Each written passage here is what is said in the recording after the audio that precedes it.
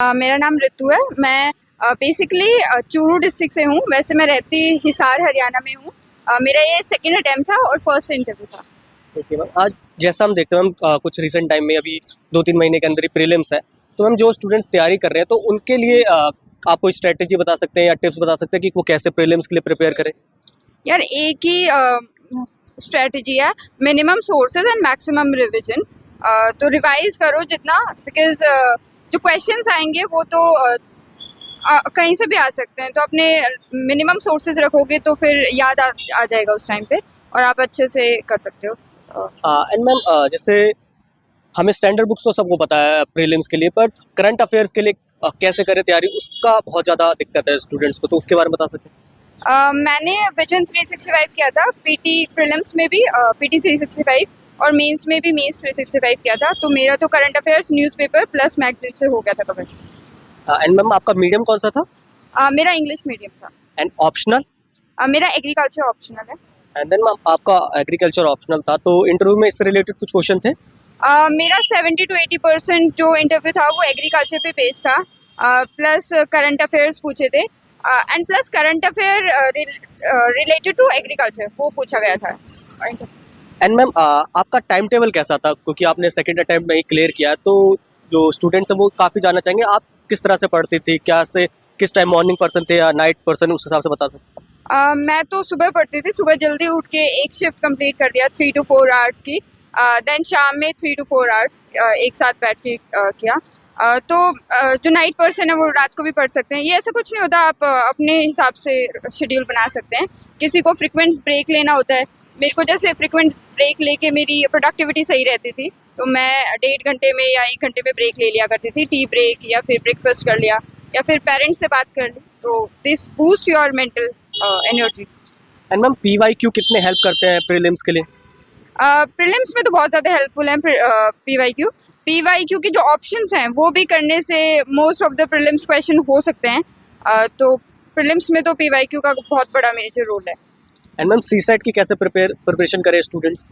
Last 5 years के question paper निकाल लीजिए और उनका पैटर्न समझ लीजिए कि कौन कौन से क्वेश्चंस किस डोमेन से आ रहे हैं। लाइक कुछ परसेंटेज के क्वेश्चंस आ रहे हैं या फिर जो भी उसका वो पैटर्न समझ लीजिए कि क्वेश्चंस आ कहाँ से रहे हैं और फिर आप उसकी प्रैक्टिस कर लीजिए। 4-5 टॉपिक पकड़ लीजिए, फिर उसमें थोड़ा एक्सेल करने की कोशिश कीजिए, फिर ताकि क्वेश्चंस वहाँ पे हो सके। बिकॉज सेट क्वालिफाइंग है, अगर आप कुछ क्वेश्चन लाइक 40 क्वेश्चन भी अच्छे से कर देते हैं तो आपका क्वालिफाई हो जाएगा।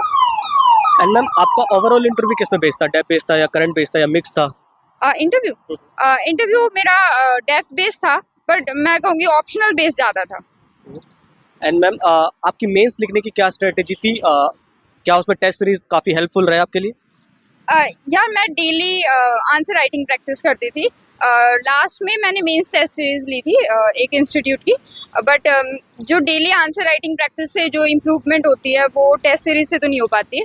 बट आप अपना टाइम मैनेजमेंट के लिए तो ज़रूर करें जो मेंस की टेस्ट सीरीज है। एंड मैम जो स्टूडेंट्स हमें देख रहे हैं तो उनका ये क्वेश्चन रहता है कि हम प्रीलिम्स के साथ ही मेंस लिखना स्टार्ट करें या फिर पहले प्रीलिम्स क्लियर हो जाए तब मेंस लिखें, तो आप क्या बताना चाहेंगे? या थोड़े थोड़े क्वेश्चंस लिख लो, like 3-4 question current affair based, 3-4 optional based question, ताकि वो पेस बन जाए कि आंसर लिखना कैसे है, फॉर्मेट क्या यूज़ करना है, डेफिनेशन यूज़ करनी है, डाटा यूज़ करना है। तो वो अंडरस्टैंडिंग होने के बाद फिर आप कोई भी आंसर लिख दोगे। तो एक फॉर्मेट बना लो जो आपको सूटेबल हो और कन्वीनियंट हो। एंड मैम इस लॉन्ग जर्नी में आपके मेंटोर्स काफ़ी साथ निभाते हैं, आप उनका कुछ नाम मेंशन करना चाहेंगे? जी, सबसे पहले तो मेरे parents, my mother, my father, और फिर मेरे सिबलिंग्स, मेरी बड़ी बहन, उन्होंने भी काफ़ी सपोर्ट किया।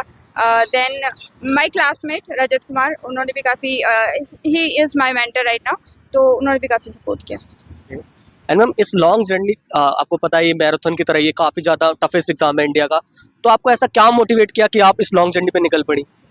जी, पहले तो मेरे को इतना क्लियर नहीं था why to do this exam, but जैसे जैसे मैंने न्यूज़पेपर पढ़ा एंड थोड़ी तैयारी की, then I got this determination कि मुझे ये एग्ज़ाम क्लियर करना है। So to bring change in myself also and surrounding में भी थोड़ा बहुत अगर चेंज कर पाऊँ तो।